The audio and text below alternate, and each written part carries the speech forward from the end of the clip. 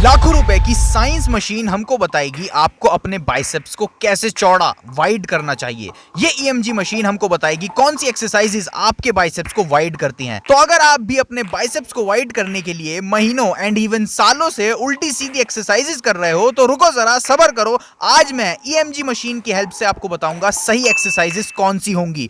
तो time waste मत करो, साइंस की हेल्प लो सही एक्सरसाइजेस चूज करने के लिए। ये देखो, ये ईएमजी मशीन काम कुछ इस तरह करती है।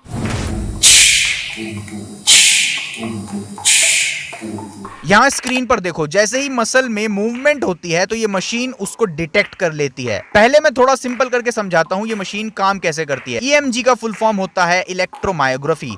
तो ये मशीन आपकी मसल्स की इलेक्ट्रिकल एक्टिविटी मेजर करती है जब वो कॉन्ट्रैक्ट होती है।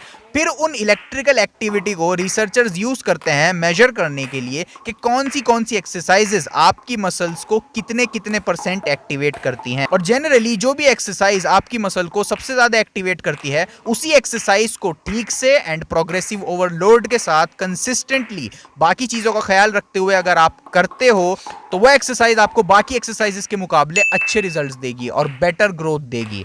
तो आज हम देखने वाले हैं बाइसेप को कैसे वाइड करते हैं, क्योंकि बहुत से लोगों के बाइसेप्स सामने से देखने से लगते ही नहीं है कि मौजूद भी हैं। तो इसी वजह से बाइसेप्स को वाइड करना इंपॉर्टेंट हो जाता है।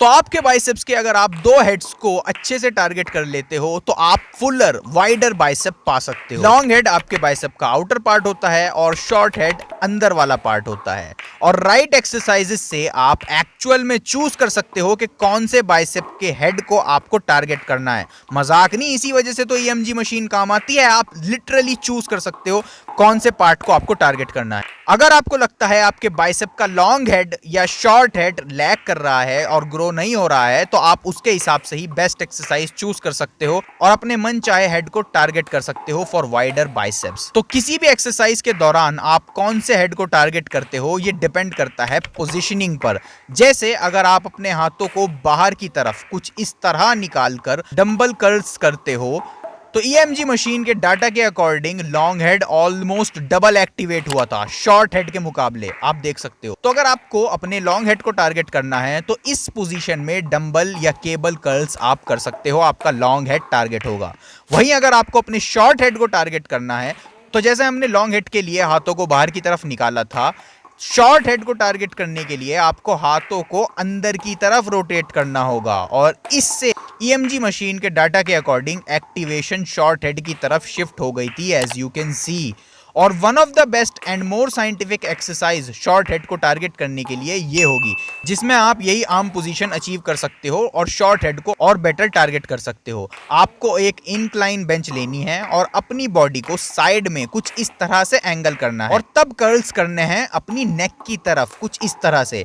अपनी बॉडी को इस तरह रखे रखे आपको अपनी नेक की तरफ कर्ल्स करने हैं। तो आप ऐसे कर्ल्स करोगे तो आप अपने शॉर्ट हेड को बेटर टारगेट कर पाओगे। तो लॉन्ग हेड के लिए अपने आर्म्स को बाहर निकालो और कर्ल्स करो, वहीं शॉर्ट हेड के लिए अंदर की तरफ करो। इसी वजह से इंक्लाइन बेंच पर हम कुछ इस तरह पोजीशन लेते हैं ताकि शॉर्ट हेड को एक्टिवेट किया जा सके और बेटर तरीके से। तो दोनों के लिए मैंने आपको एक्सरसाइजेस दे दी। क्या चाहते हो? बच्चे की जान लेना चाहते हो? चाहते क्या मुझे बता दो।